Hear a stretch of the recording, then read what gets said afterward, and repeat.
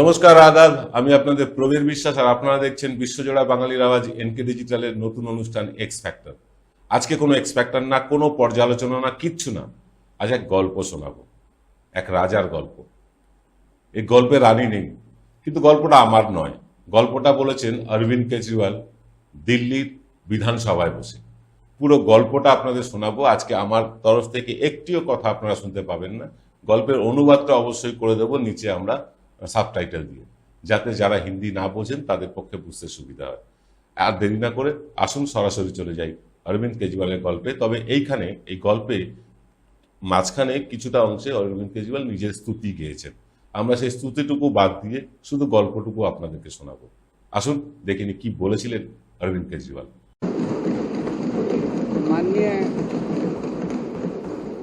माननीय अध्यक्ष महोदय, आज मैं सदन को एक कहानी सुनाना चाहता हूं। कहानी का शीर्षक है चौथी पास राजा।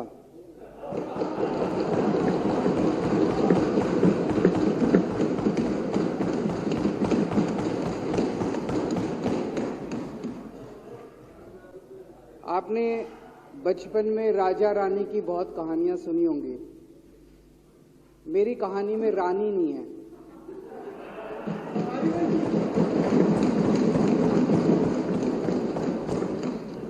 बस राजा है।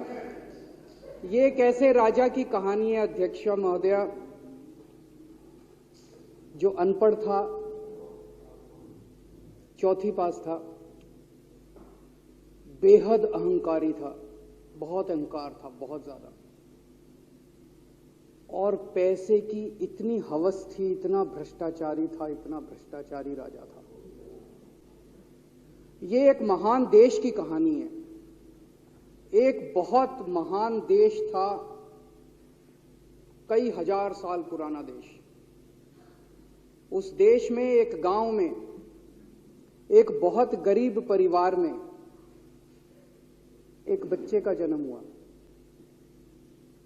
जब बच्चे का जन्म हुआ तो ज्योतिषी ने कहा, गांव में ज्योतिषी होते हैं, आते हैं, वो पत्री बनाते हैं। ज्योतिषी ने कहा, माई तेरा लड़का बड़ा होके बहुत बड़ा सम्राट बनेगा।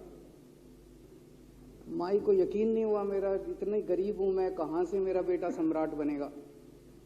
तो उसने कहा, नहीं, तेरे बेटे के ग्रह बताते हैं तेरा बेटा बहुत बड़ा सम्राट बनेगा। बेटा धीरे धीरे बड़ा होने लगा। स्कूल, गांव का ही स्कूल था, स्कूल जाता था, उसका पढ़ने वढ़ने में मन नहीं लगता था। तो चौथी के बाद उसने किसी तरह से चौथी करी, चौथी के बाद उसने स्कूल छोड़ दिया। गांव के पास एक रेलवे स्टेशन था।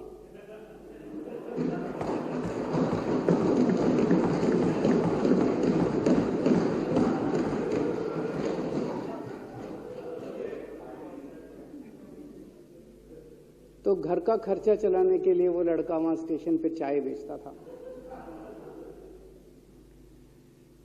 लड़के को भाषण देने का बड़ा शौक था। सारे गांव के लड़कों को इकट्ठा कर लेता, आसपास के गांव के भी इकट्ठा कर लेता, सामने वो खाट डाल लेता, उस पे चढ़ जाता और भाषण देता। धीरे धीरे आसपास के गांव के लड़के भी इकट्ठे हो गए। जिस भी चीज में भाषण देता, एक बार शुरू हो जाता तो बंद ही नहीं होता।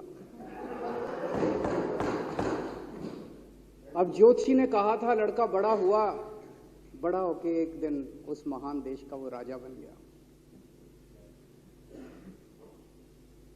पूरे देश में उसका नाम हो गया चौथी पास राजा। लोग उसको चौथी पास राजा कहते थे। अब उसे आता जाता कुछ था नहीं, पढ़ा लिखा था नहीं। अफसर आते, कुछ कुछ अंग्रेजी में चपर चपर करते, उसको समझ नहीं आता। अफसर जो मर्जी उससे साइन करा के ले जाते, जो मर्जी उससे साइन करा के ले जाते।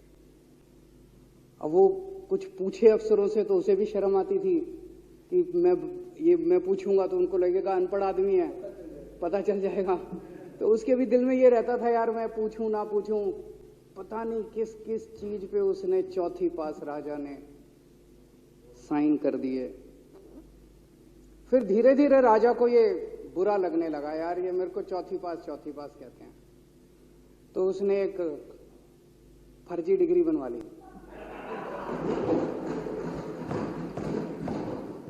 कहीं से फर्जी डिग्री बना के ले आया एमए की, बोला मैं एमए हूं। तो लोगों को लगा यार ये तो ठीक नहीं है, ये तो फर्जी डिग्री हम बना के ले आया हमारा राजा। तो लोगों ने आरटीआई डाली, जो आरटीआई डालता उस पर 25,000 रुपये जुर्माना।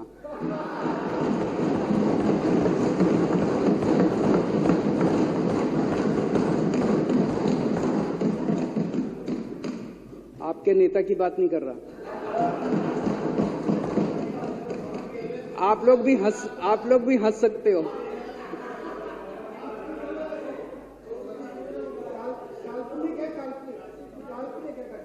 तो जो आरटीआई डाले उसको 25,000 रुपए का जुर्माना, जो आरटीआई डाले उसको 25,000 रुपए का जुर्माना। एक दिन कुछ लोग गए चौथी पास राजा के पास, बोले जी एक बड़ा धांसू आइडिया लेके आए हैं। बोले बताओ। बोले जी नोटबंदी कर दो, भ्रष्टाचार खत्म हो जाएगा देश से। तो उसने कुछ पूछा, उसे कुछ समझ नहीं आया राजा को क्या कह रहे हैं क्या नहीं, पर उसे लगा यार कुछ धांसू आइडिया होगा। उसने एक दिन रात को 8 बजे टीवी चैनलों पे जाके नोटबंदी कर दी। बोला सारे नोट बंद। पूरे देश में हाहाकार मच गया, तड़प गए लोग, धंधे बंद हो गए, दुकानें बंद हो गई, लोग बेरोजगार हो गए, बुरा हाल हो गया पूरे देश। लंबी लंबी लाइनें लग गई पूरे देश के अंदर। लोगों ने जाके उसको कहा जी नोटबंदी कर दो, आतंकवाद खत्म हो जाएगा। ना आतंकवाद खत्म हुआ, ना भ्रष्टाचार खत्म हुआ, देश बर्बाद हो गया। वो महान देश जिसका वो राजा बना था, वो देश 10 साल 15 साल 20 साल पीछे चला गया उस नोटबंदी से, उस चौथी पास राजा की वजह से। एक दिन कुछ लोग गए उस राजा के पास, बोले जी खेती खूब बड़ी हो जाएगी, ये किसानों के कानून पास कर दो। अब उसको कुछ अकल नहीं थी राजा को, अनपढ़ राजा था। उसने साइन कर दिए, 3 काले कानून पास हो गए किसानों के। पूरे देश के किसान सड़कों पे, जगह जगह मोर्चे, 750 किसानों की मौत हो गई 1 साल के अंदर। अंत में राजा को वो कानून वापस लेने पड़े।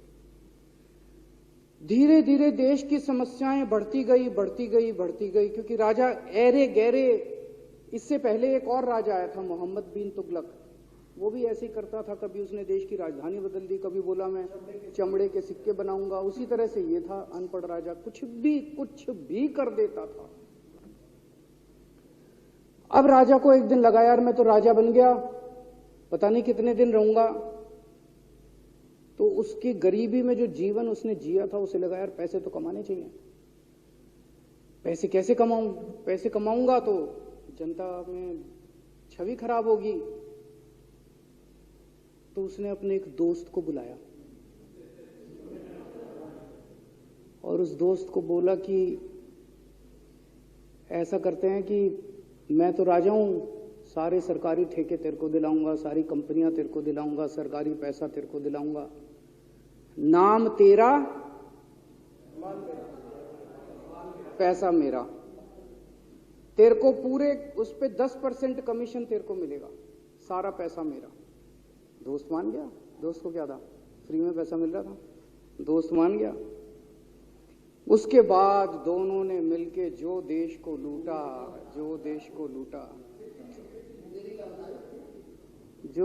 लूटा। सबसे पहले वो दोस्त आया, बोला सर सबसे पहले बैंकों को लूटते हैं। तो वो बोला वो कैसे यार, बैंकों को लूटेंगे तो ये तो ठीक नहीं है। बोला नहीं ऐसे करते हैं, आप किसी बैंक के चेयरमैन को बुलाओ, उसको बोलो कि वो मेरे को लोन देगा। तो बोला लोन देगा तो वापस करना पड़ेगा। बोला वापस कौन करेगा, वापस थोड़ी करना है, आप राजा हो, वापस नहीं करना, लोन दिला दो बस। तो राजा ने एक बैंक के चेयरमैन को बुलाया, बोला इसको लोन दे। तो वो चेयरमैन की सिट्टी पिट्टी गुम हो गई, यार मैं तो मर जाऊंगा, फंस जाऊंगा, वो भाग गया। तो फिर उन्होंने ढूंढ ढांड के एक ऐसा चेयरमैन चुना जो कि सरासर भ्रष्टाचारी, जिसके ऊपर 10 फाइलें खुली हुई, जिसके ऊपर 10 केस चल रहे, उसको बुलाया। बोला देख तेरे को चेयरमैन बना रहे हैं, अब तू 10,000 करोड़ रुपए दे दे इसको, नहीं तो तेरे को जेल भेजेंगे। जेल जाना है कि पैसे दे रहा है? उसने कहा माई बाप मैं जो कहोगे जहां कहोगे साइन कर दूंगा। उसने 10,000 करोड़ रुपए का लोन उसके दोस्त को दे दिया। ऐसे करते करते लाख 2 लाख करोड़ रुपए इन्होंने बैंकों से लूट लिए। राजा ने, चौथी पास राजा ने और उसके दोस्त ने मिलकर 2-2.5 लाख करोड़ रुपए बैंकों से लूट लिए। अब बैंकों से पैसा लूटने के बाद उन्होंने देश को खरीदना चालू किया। सबसे पहले उन्होंने देश के एयरपोर्ट खरीदे, पहले 6 एयरपोर्ट खरीदे, फिर उन्होंने बिजली कंपनियां खरीदी, फिर उन्होंने बिजली के दाम बढ़ा दिए पूरे देश के अंदर, फिर उन्होंने सी पोर्ट खरीदने चालू कर दिए, फिर उन्होंने कोयले खदानें ले ली, फिर इन्होंने पुलिस को भेज भेज के जो लोगों की कंपनियां थी, प्राइवेट लोगों की कंपनियां, यहां बंदूक रख रख के उनकी कंपनियां छीन ली राजा ने और उसके दोस्त ने। हाहाकार मच गया पूरे देश के अंदर। इतनी महंगाई हो गई, इतनी महंगाई हो गई पूरे देश में। पहले गैस 400 रुपए सिलेंडर होती थी, चौथी पास राजा के आने के बाद 1100 रुपए सिलेंडर हो गई। पहले पेट्रोल 71 रुपए होता था, 97 रुपए हो गया। पहले डीजल 57 रुपए होता था, 90 रुपए लीटर हो गया। जब पेट्रोल के दाम बढ़ गए, डीजल के दाम बढ़ गए, तो सारी चीजों के दाम बढ़ गए देश के अंदर। हाहाकार मच गया। सब चीजों पे इसने और इसके दोस्त ने कब्जा। दूध पहले 46 रुपए होता था, 66 रुपए लीटर हो गया। बच्चों को माएं दूध पिलाने लायक नहीं बची, घरों के अंदर छोटे छोटे बच्चों के दूध छीन लिए इसने राजा ने। सरसों का तेल 90 रुपए लीटर होता था, 214 रुपए हो गया। बताओ, धीरे धीरे पूरे देश में हाहाकार मच गया। लोग अब राजा के खिलाफ आवाज उठाने लगे, लोग उसके खिलाफ बोलने लगे। तो राजा ने कह दिया जो मेरे खिलाफ बोलेगा पकड़ के जेल में डाल दूंगा। एक के बाद एक राजा ने लोगों को पकड़ पकड़ के जेल में डालना शुरू कर दिया। किसी ने राजा का कार्टून बना लिया, उसको भी जेल में डाल दिया। किसी ने राजा का नाम गलत ले दिया, उसको भी जेल में डाल दिया। किसी टीवी चैनल वाले ने राजा के खिलाफ लिख दिया, उसको भी पकड़ के जेल में डाल दिया। किसी जज ने राजा के खिलाफ कोई ऑर्डर कर दिया, उसको भी पकड़ के जेल में डाल दिया। ना जजों को छोड़ा, ना पत्रकारों को छोड़ा, ना मीडिया को छोड़ा, ना व्यापारियों को छोड़ा, ना उद्योगपतियों को, किसी को नहीं छोड़ा। राजा ने पकड़ पकड़ के उसने चौथी पास राजा ने सबको जेल में डालना चालू कर दिया। राजा तो बिल्कुल ही पागल हो गया। धीरे धीरे जनता को पता चला कि राजा कैसा है। एक दिन लोगों ने उस राजा को उखाड़ के फेंक दिया।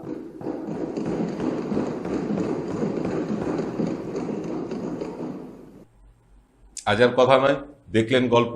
অরবিন্দ কেজরিওয়ালের গল্পের সাথে যদি কোনো রাষ্ট্রনায়কের, কোনো দলের নেতার, কোনো প্রধানমন্ত্রীর মানে সাযুজ্য খুঁজে পান, সে দায় আমাদের না। এটা ডিসক্লেমার দিলাম এই কারণে, আপনারা সবই জানেন। বুদ্ধিমান দর্শক, আপনাদেরকে নতুন করে কিছু বলার নেই। তাই এই গল্পটা রূপক হলেও গল্পটা তো সত্যি। কেমন লাগলো আজকের এপিসোড লিখে জানাতে ভুলবেন না। আজ এই পর্যন্ত, সকলে ভালো থাকবেন। নমস্কার।